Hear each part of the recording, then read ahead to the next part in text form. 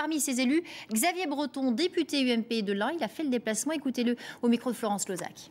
On a eu 3 temps. Le premier temps, c'était le temps de l'esquive.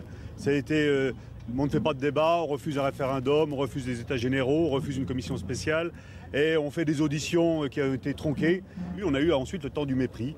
On nous a méprisés, on a méprisé les 220 députés et sénateurs de l'entente parlementaire pour la famille qui demandent à être reçus par le président de la République depuis le mois d'octobre, qui n'ont jamais eu de réponse. Et puis après le temps de l'esquive et du mépris, eh bien ça a été le temps du passage en force avec l'accélération du calendrier parlementaire. Vous avez vu, on a eu un temps limité, programmé. Tous nos amendements ont été refusés. Le vote conforme a été imposé aux députés Godillot de la majorité.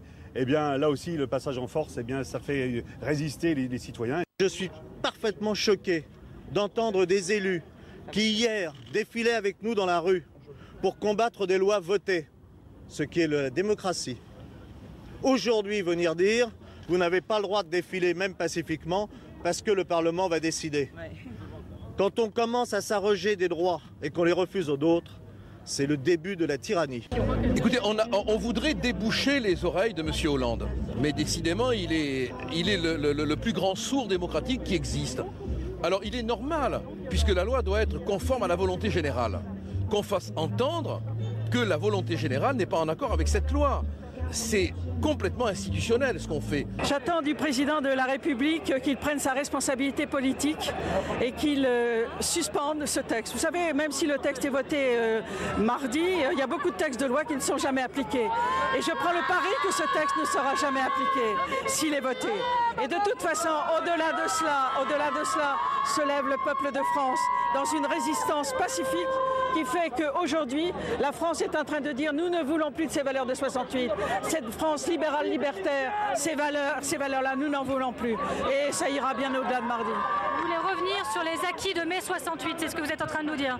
De la société libérale, libertaire, sans repère, et qui fait que l'homme devient une marchandise, une valeur d'ajustement sur le plan économique et sur le plan sociétal, une valeur aussi de commerce. Donc nous ne voulons pas ça, nous voulons que l'homme soit au cœur de la société. Et le peuple de France est en train de dire, ça fait 30 ans que j'attends ça. Moi j'ai bagarré dans l'hémicycle à l'Assemblée nationale contre les valeurs qui étaient la bien-pensance. Eh bien les Français sont en train de dire, ça suffit maintenant, nous ne voulons plus de cela, nous voulons des vraies valeurs. On l'a suivi toute la semaine, de nombreux députés à gauche ont accusé la droite d'attiser, de mettre de l'huile sur le feu de la violence, des dérapages récents lors des manifestations. Vous n'avez pas peur d'être assimilé à ces violences, à ces dérapages dénoncés régulièrement? J'ai une tête de terroriste. Ça, je vous demande de me prendre. J'ai une tête de terroriste, hein, vraiment. Non, c'est ridicule, c'est grotesque, ça n'a pas de sens. Quand j'ai parlé de la guerre civile, c'était pour faire appel au président de la République, parce qu'à ce moment-là, il y avait effectivement un petit peu de tension et qu'il fallait qu'il prenne une initiative. Il ne l'a pas prise. Le peuple est plus sage que le président de la République. Il fait une résistance pacifique. Et je vous dis, rien ne pourra l'arrêter. Rien ne l'arrêtera. Parlons encore de sécurité. Manuel Valls, le ministre de l'Intérieur. Si vous m'entendez, Manuel Valls, le ministre de l'Intérieur, est venu saluer les forces de l'ordre pour s'assurer de la sécurité de la manifestation. Vous en pensez quoi de ce déplacement du ministre de l'Intérieur? Il a très bien fait de saluer son personnel. Et du reste, moi, je pense que le personnel obéisse aux ordres qui lui ont été donnés par le ministère de l'Intérieur. Et bien souvent, ces ordres sont disproportionnés par rapport aux risques. Voilà, c'est tout ce que je peux dire. C'est normal qu'un ministre vienne saluer ses agents. Député de la Drôme, vous avez été l'orateur sur ce texte de l'UMP à l'Assemblée nationale. Première réaction, qu'est-ce que vous pensez de ce que vous voyez autour de vous? Je pense d'abord qu'il y a une foule joyeuse, généreuse. Je suis en effet l'orateur du groupe UMP sur ce texte. Et au fond, pourquoi? Parce que j'ai aussi beaucoup travaillé pour le groupe UMP dans des bouquins sur la question de la famille. Et aujourd'hui, notre mobilisation, ça sera encore plus évident le 26 mai, le jour de la fête des mères. C'est une manifestation pour la famille. Peut-être que cette loi injuste, malheureuse aussi pour les couples de personnes homosexuelles, peut-être qu'elle sera votée. Peut-être, si nous n'arrivons pas à convaincre le Conseil constitutionnel, mais j'espère que nous le convaincrons, elle deviendra loi de la République, ça n'arrêtera pas notre engagement pour la famille. Et vous voyez qu'il y a aujourd'hui des Français qui manifestent, qui s'expriment, qui disent dans les sondages majoritairement qu'ils ne veulent pas de la loi Taubira, pas par égoïsme, pas pour défendre un intérêt, mais simplement parce qu'il y a une vision de l'avenir, il y a un optimisme qui revient, des gens qui ont un espoir, même dans des temps difficiles. Et tout cela autour de quoi? Autour de ce que la famille apporte à notre société. C'est une force particulièrement en France, et on n'a pas envie que le gouvernement l'abîme. Hervé Mariton, ni demain par la loi Taubira, ni après-demain. Quelle est votre marge de manœuvre? œuvre. Mardi sera voté solennellement à l'Assemblée nationale, sauf encore une fois énorme coup de théâtre, le texte pour le mariage pour tous. Quelle est votre marge de manœuvre? Mais ce qu'on fait en ce moment avec vous, madame, c'est-à-dire de la pédagogie qui explique à nos concitoyens. Au début, ils étaient favorables au projet Taubira.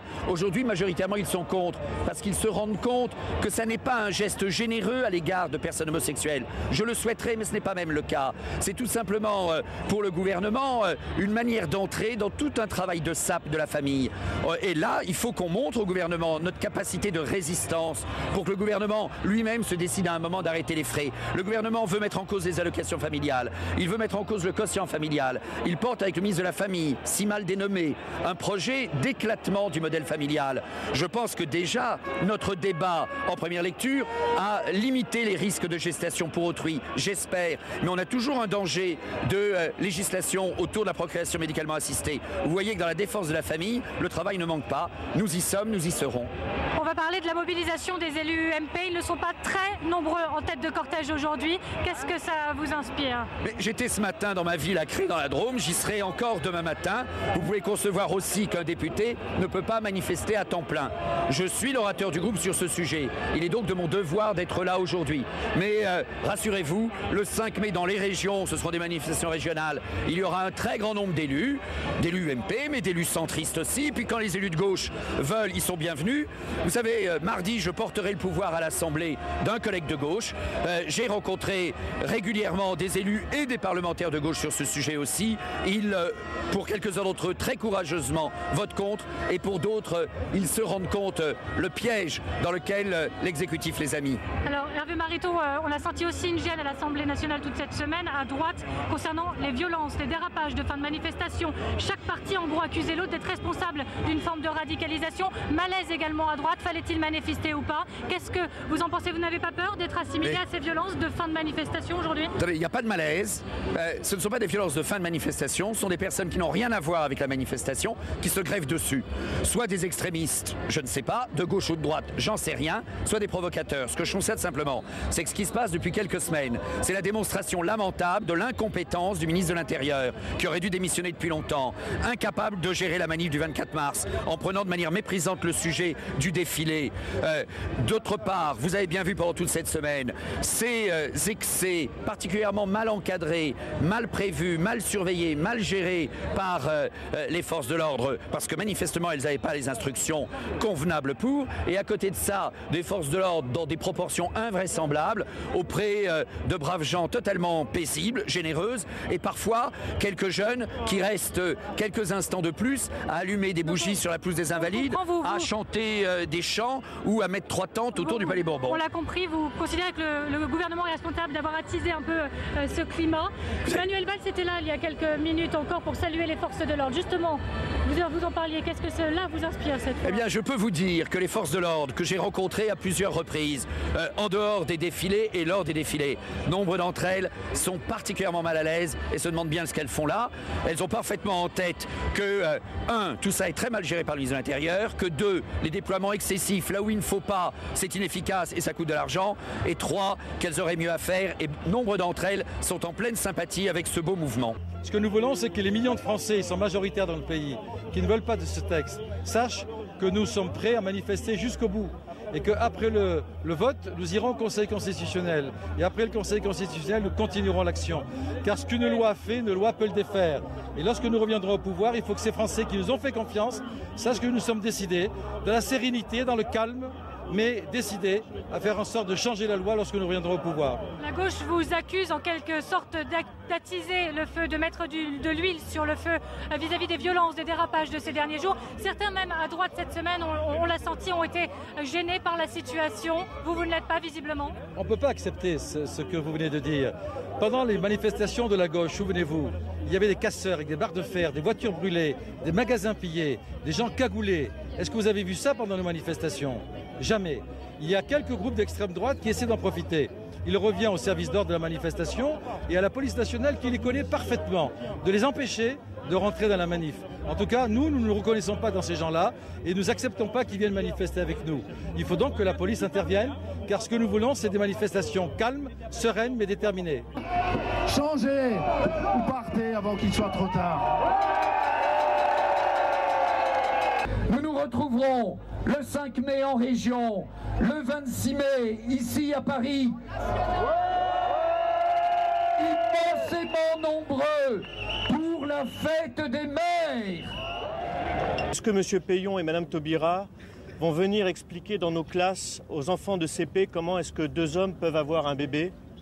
Qu'ils viennent avec nous expliquer ça aux enfants, leur expliquer que c'est normal, qu'ils viennent aussi dans nos classes de CE1 faire la généalogie, et des généalogies où il y aura une branche pour le papa, une branche pour le deuxième papa et une branche pour la maman.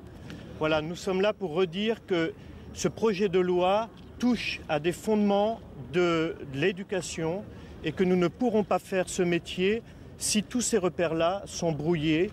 Et François Hollande est peut-être en train de payer le prix de toutes ces manifestations. Il enregistre un nouveau record de mécontents. Avec cette nouvelle chute de 6 points enregistrée en un mois, le président ne récolte plus que 25% d'opinions satisfaites, selon un sondage IFOP pour le Journal du Dimanche. Du jamais vu pour un président depuis 1958. Quant au Premier ministre, ce n'est guère mieux. Seuls 30% des Français se disent satisfaits de l'action de Jean-Marc Ayrault, en baisse de 6 points également.